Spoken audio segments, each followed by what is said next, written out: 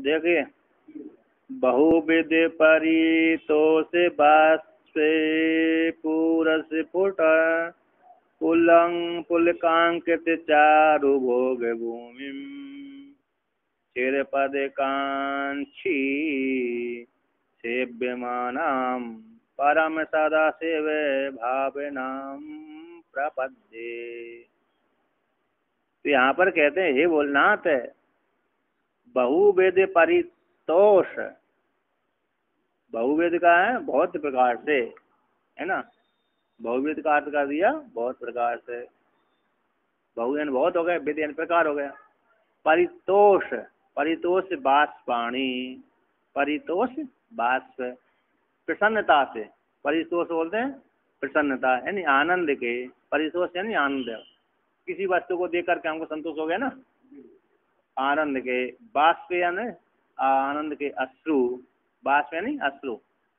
बाष्प होता ना, जैसे बाष्प, जैसे हम पानी की, जल की बाष्प, पानी की हो, तो जल के जो आनंद के अश्रु, वो आनंद के अश्रु कैसे, बहुविधानी, बहुत प्रकार के, है ना, बहुत प्रकार के हैं। ऐसे आनंद के अश्रु, उनका, ऐसे आनंद के अश्रुओं का प्रवाह चल रहा है ना।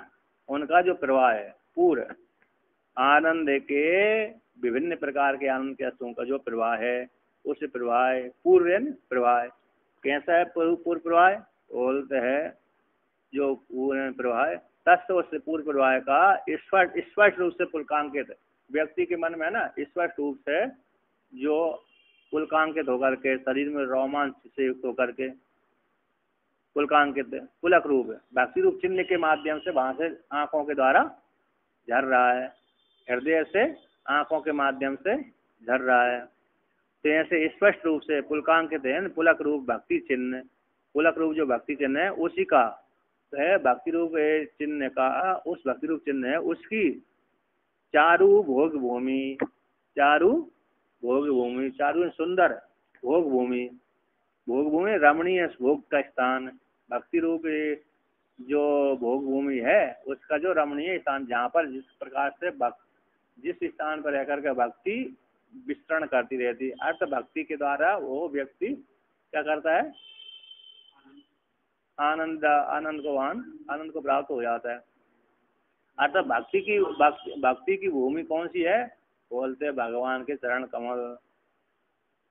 ऐसी जो भक्ति की भूमि है, भोग की भूमि है, भोग रूप मोक्ष की भूमि है। भक्ति यानी भोग, भक्ति हो गई, भक्ति की भूमि है ना।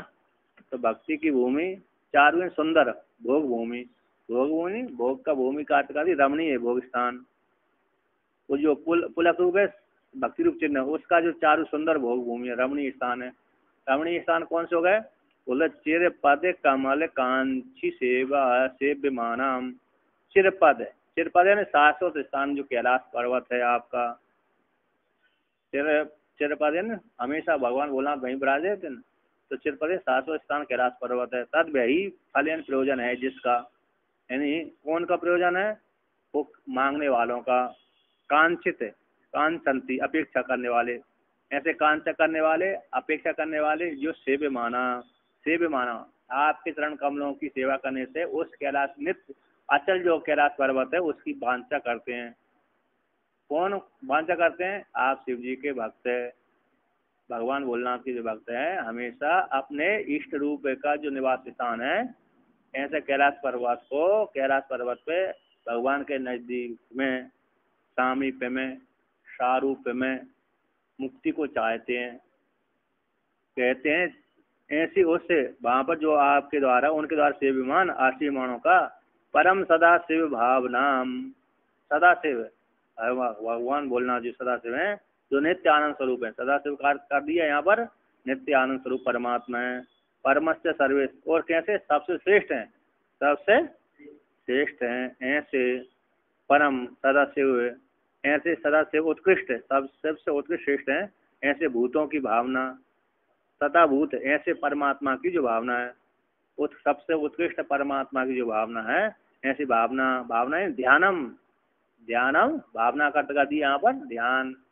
ऐसे ध्यानम प्रपद्ये शरणी कुर्वे, शरण को भाव हो जाते हैं, अर्थात भगवान के जो भक्त हैं ऐसे भगवान के भक्त आनंद अपने शरीर से कैसे बहुत प्रकार के प्रसन्नता से आंखों के द्वारा अश्रु की धारा चल रही स्पष्ट रूप से, और शरीर में भक्ति के रोमांच से युक्त होकर के भक्ति की जो भोग भूमि है, भक्ति की जो भोग रमणीय स्थान है, ऐसे रमणीय स्थान रूप कैलाश पर्वत को जो आपकी सेवा करने वाले हैं, सिर पद से जो आप जहाँ पर निवास स्थान करते हैं, हमेशा निवास स्थान करते हैं, ऐसे उस निवास स्थान को आकांक्षा करने वाले, उसको आश्रय को स्वीकार करने वाले को आपके भक्त परम सदाशिव की भावना, परम सदा जो परम है सबसे उत्कृष्ट सदाशिव की भावना, सदाशिव रूप परमात्मा की भावना यानी ध्यान को प्रपद्य करते हैं, स्वीकार करते हैं, मैं शरण लेता हूँ। ऐसे भगवान भोलेनाथ के ध्यान की मैं शरण लेता हूँ। अर्थात हमेशा मैं भगवान भोलेनाथ का ध्यान करता रहूँ।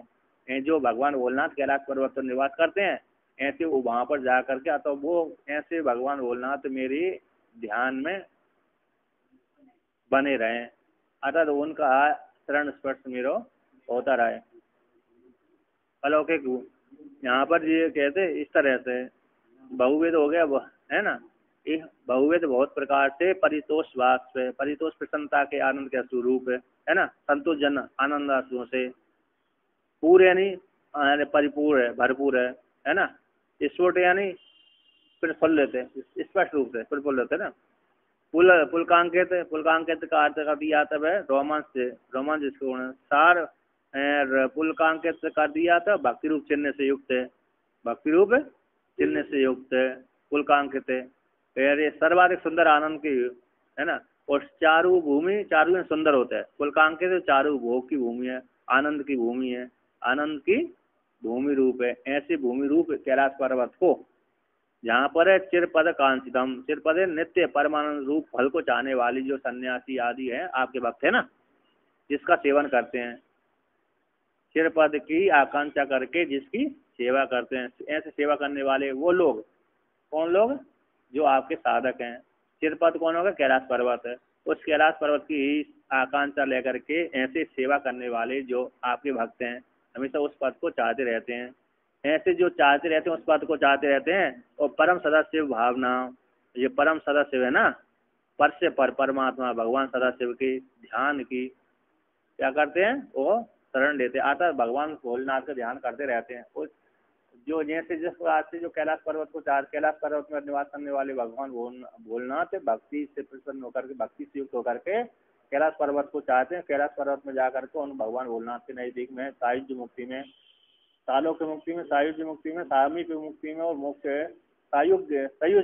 संयोग में भाव रूप मुक्ति को चाहते रहते हैं। जैसे वो आपके भक्ति जिस प्रकार चाहते हैं उसी प्रकार से मैं सदाशिव के परम जो परम सदाशिव है उसके ध्यान की शरण लेता हूँ, आता उनका चिंतन मैं करता हूँ, है ना।